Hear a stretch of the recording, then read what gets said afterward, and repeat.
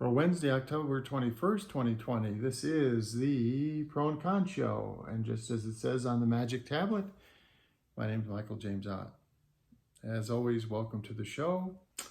I'm trying to encourage people to be better citizens, to think things through more, to be more proactive and open your eyes and ears and minds to thinking about things more, spending more time thinking about how we could improve our own governance, how we can work together better as neighbors and members of this community.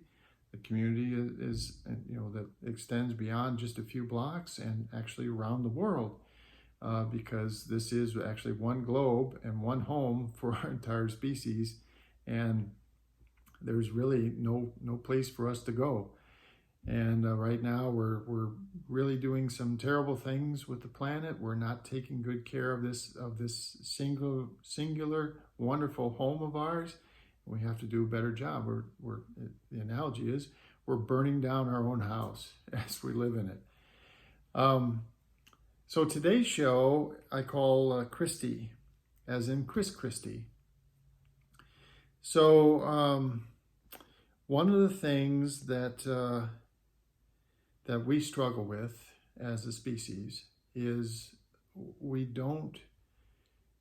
either don't take the time, or we're not skilled in one or the other at thinking of things through other people's perspectives and really trying to imagine and experience, if you will, through that imagination, what they have gone through. And so, and that's why in the past, I've said it over and over and over again, we have to, tell people about our experience and our things that we've seen and done and learned that have gotten us to a particular vision or place on a particular issue, and then ask them, and as they talk about what they did and what they saw and what they experienced and what they learned, try to imagine being them. Imagine seeing and doing and experiencing what they experienced, and then it'll bring us to a place where we have a better understanding and a better way to take care of each other, to work with each other. So this Mr. CHRISTIE ended up, because of the coronavirus, he ended up in an intensive care unit for a week, for 7 days.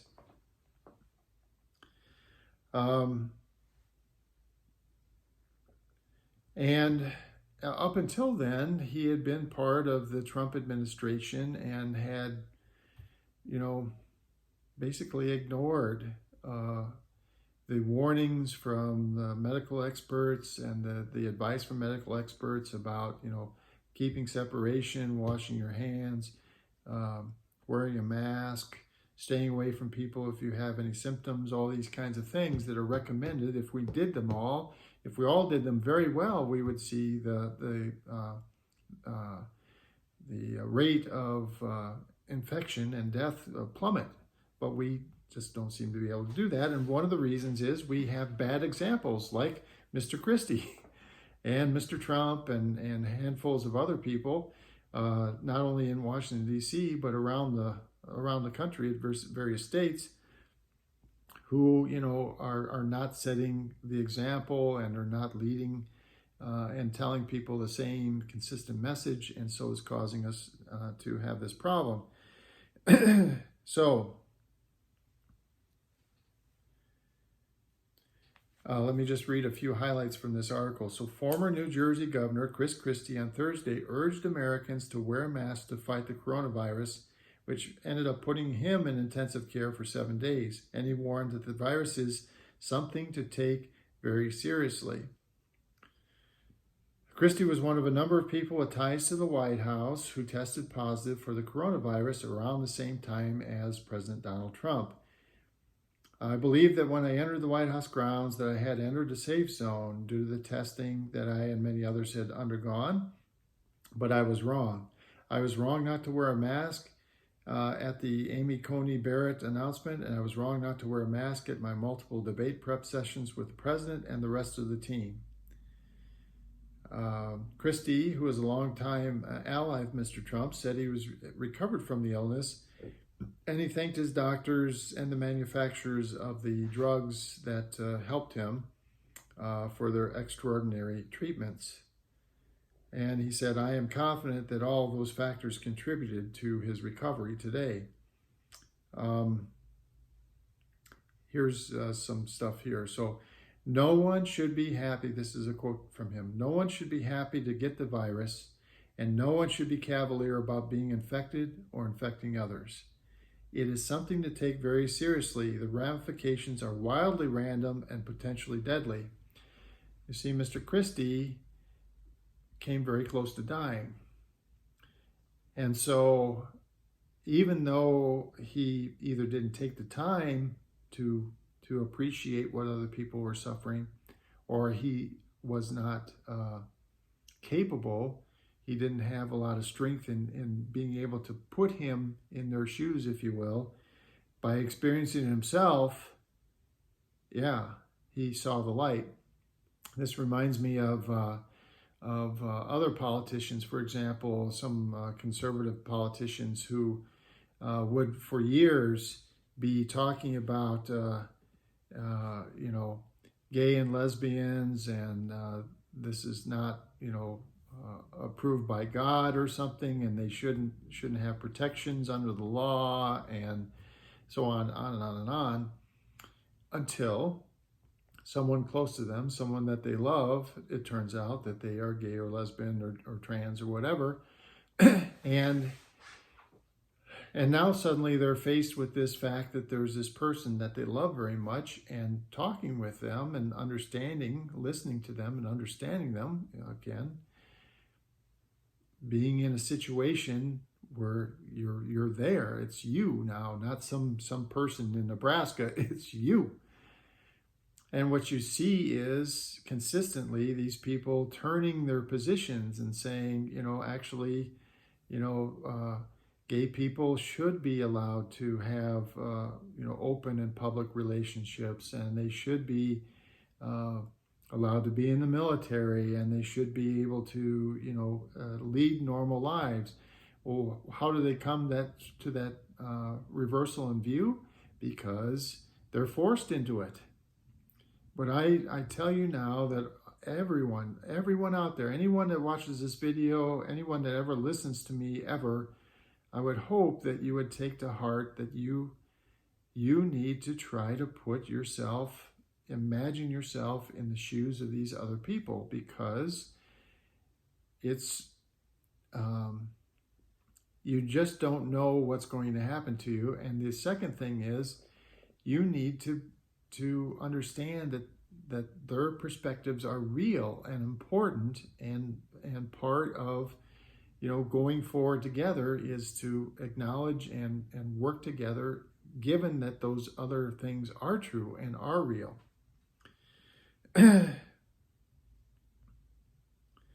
So let's see here. When you spend 7 days in isolation in an intensive care unit, you have time to do a lot of thinking, CHRISTIE said. Follow CDC guidelines in the public, no matter where you are, and wear a mask to protect yourself and others. Continue the quotation. Every public official, regardless of party or position, should advocate for every American to wear a mask in public, appropriately set social distances, and wash their hands frequently every day. Okay. At the same time, we should be opening every corner of the nation under these guidelines. So, and he's right, but that last part we have to be careful about, because you're in the first part, you're saying, here's the things that we need to be doing, including keeping distance from each other. And then, but we want the economy to kind of come back, which is also true, which is also important, because a huge economic problem is also a problem. It also causes depression and death and illness and all this other stuff. So, but you need to be laser beam focused on taking and controlling the virus. So wearing the mask, washing the hands, keeping the distance, taking tests, staying home or quarantining if you have any symptoms at all, or if you have any positive test results. These things have to be the primary thing. And then as best you can, given that you're doing those things, yes, you can still get, order out from a restaurant, or maybe even go to a restaurant. But again, if you can't do those critical things in the restaurant, then you shouldn't go. And the restaurant shouldn't be, putting people in there. And that's why, places that have, that serve a lot of alcohol, like bars, that's probably not a good place to have open, because people, when they partake of alcohol, they lose the willpower, and they will mess up a lot more. They just won't follow the guidelines anymore.